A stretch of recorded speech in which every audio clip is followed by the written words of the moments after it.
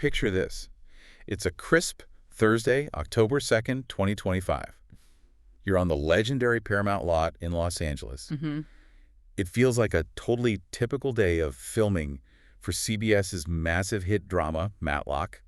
The cameras are rolling, the lighting is perfect. Kathy Bates is doing her thing. Exactly. The whole Hollywood machine is just humming along, and then all of a sudden the gears just grind to a halt. And the energy on that set must have just shifted instantly. This isn't, a director asking for another take. No, this is a full, hard stop. A complete shutdown of production. And right there, Yeah. in full view of the entire cast and crew, series regular David Del Rio, who plays the fan-favorite Billy Martinez, he's abruptly stopped. And he isn't just asked to leave. That's the key. He is physically escorted off the property, and the person leading him away, it wasn't some anonymous studio security card. No, it was the show's own executive producer, Eric Christian Olsen. That detail is just, it's everything. You almost never see an EP acting as a bouncer. Right. It sends a message to everyone watching without a single word being spoken that a line wasn't just crossed, it was like obliterated. The camera stopped. The script was basically tossed in the shredder. And in a single afternoon, one of TV's biggest hits lost the main character. Welcome to StarScope Report. And today we're not just talking about a casting shakeup. We are peeling back the layers of Hollywood PR to look at crisis management happening in real time. Our mission today is to unpack the sudden firing of David Del Rio from the smash hit Matlock reboot, the shocking allegations behind it, and how the show is scrambling to replace him without sinking the entire ship. Yeah, from sexual assault allegations to these frantic on-set investigations and emergency rewrites. This isn't just gossip. It's a case study in how the industry is trying to handle misconduct now. So let's dive straight into the timeline, because the speed of this decision is, it's what has everyone in the industry whispering. Oh, it's light speed. Usually you get a suspension, right? A leave of absence. Lawyers draft statements. Weeks go by. Exactly. But no, according to reports from Deadline, the timeline here is incredibly compressed. The alleged incident took place on September 26, 2025. It involved David Del Rio and his co-star, Leah Lewis. And we should set the scene here for anyone who isn't glued to the show.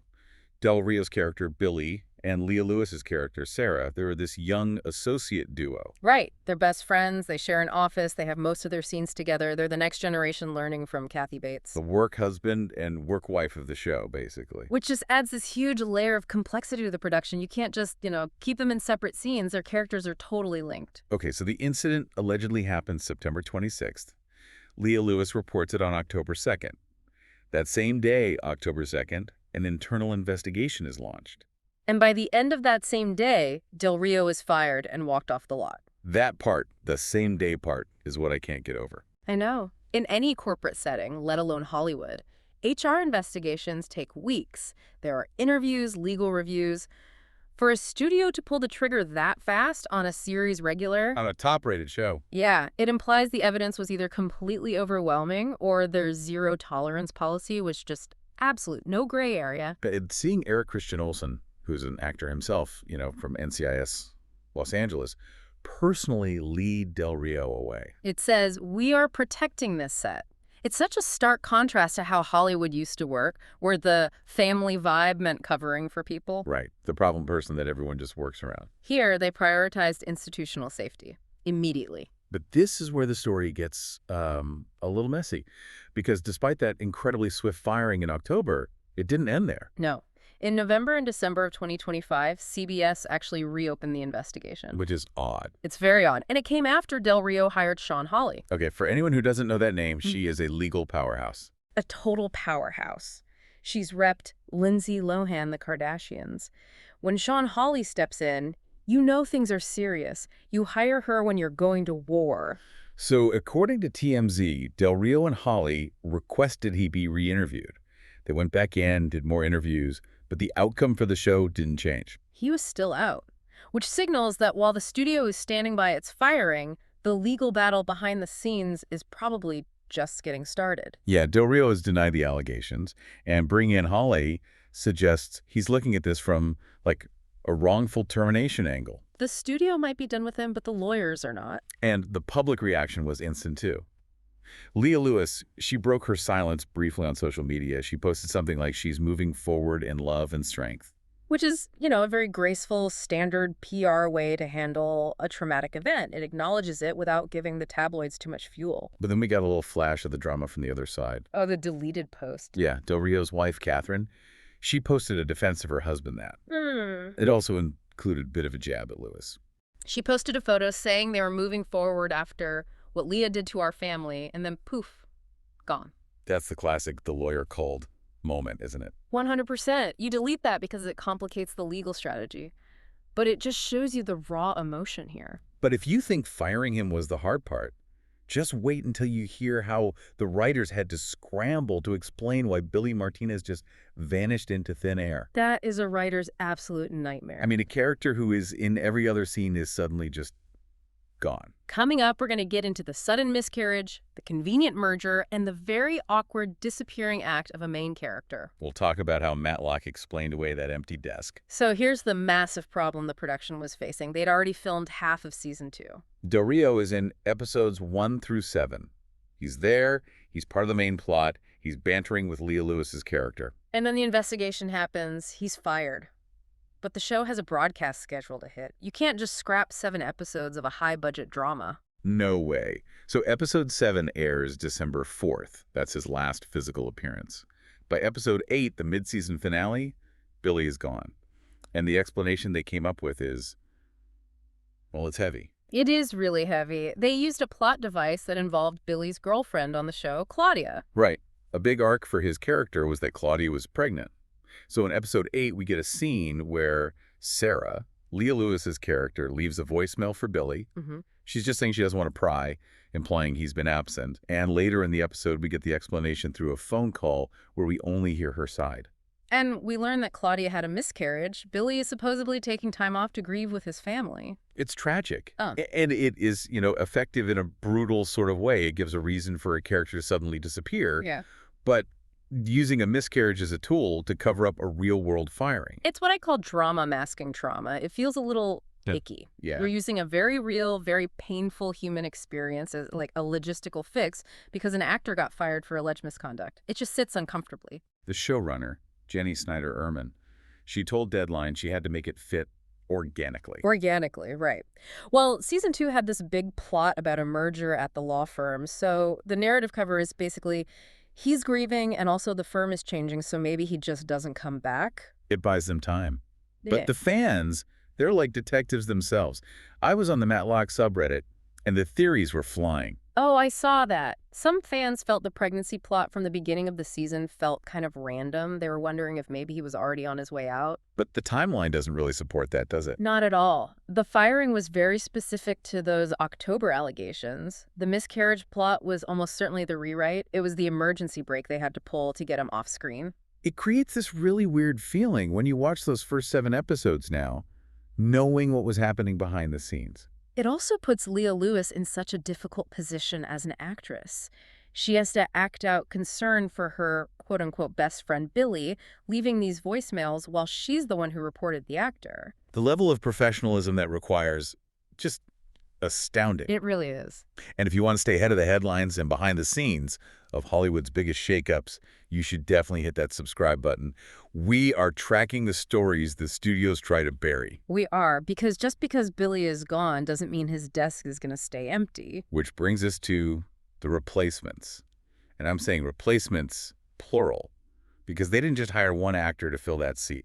That's a smart move. If you just hire one new guy, everyone's going to compare him to Billy. But if you bring in 2 totally different characters, you change the whole dynamic of the show. You distract the viewer. Exactly. So, coming in for the second half of season 2, we have Gwen, played by Sarah Wright Olsen. She's an efficiency expert. And we have Hunter, played by Henry Aber. Okay, let's pause on Sarah Wright Olsen for a second. That last name, Olsen. I caught that too. She is the wife of Eric Christian The Olsen. executive producer. The same guy who escorted David Del Rio off the lot. Exactly. Now, on the one hand, you could look at this and just scream, Hollywood Nepo hire. Sure. It's the producer's wife coming in to save the day, keeping it in the family. But is there another way to look at it?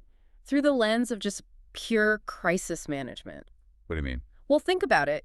If your set is in chaos because of a sexual assault scandal and a sudden firing, trust is broken.